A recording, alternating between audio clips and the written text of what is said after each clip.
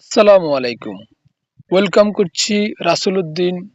ভিন্ন ধর্ম মতাদর্শের যারা রয়েছেন তাদের প্রতি আন্তরিক কৃতজ্ঞতা।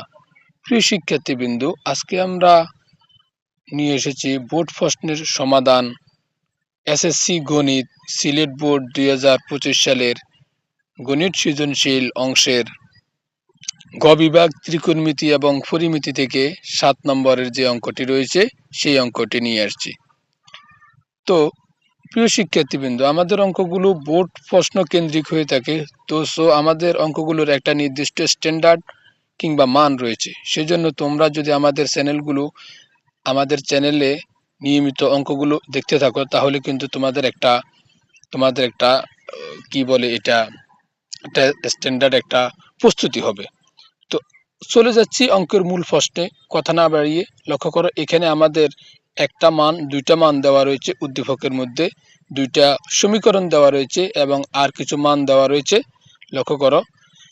এবং এর আলোকে আমাদের শুধু ক অংশটা আলাদাভাবে করা লাগবে, খ এবং গ আমরা উদ্দীপক থেকে সাহায্য নিয়ে করব। তো আমরা যদি ক নং প্রশ্নের দিকে একটু খেয়াল করি, ক ইকুয়াল কয়ে সি ইকুয়াল 30 ডিগ্রি হলে দেখাও যে cos square 2c equal 1 minus 2 sin square 2c।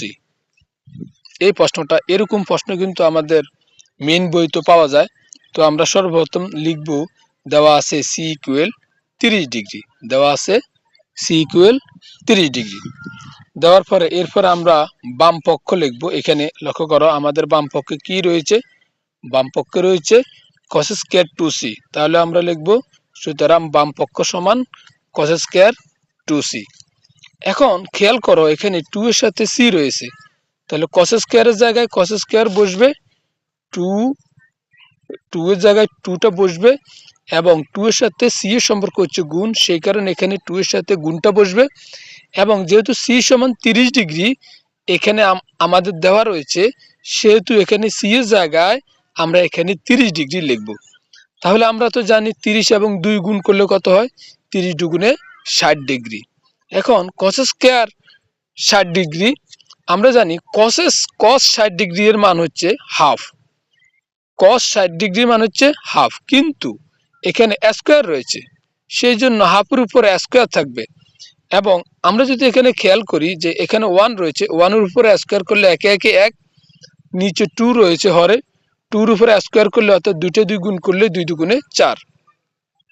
তাহলে আমাদের বাম পক্ষ হলো 1/4, যেটা 1/4 আমরা পাচ্ছি বাম পক্ষে। এবং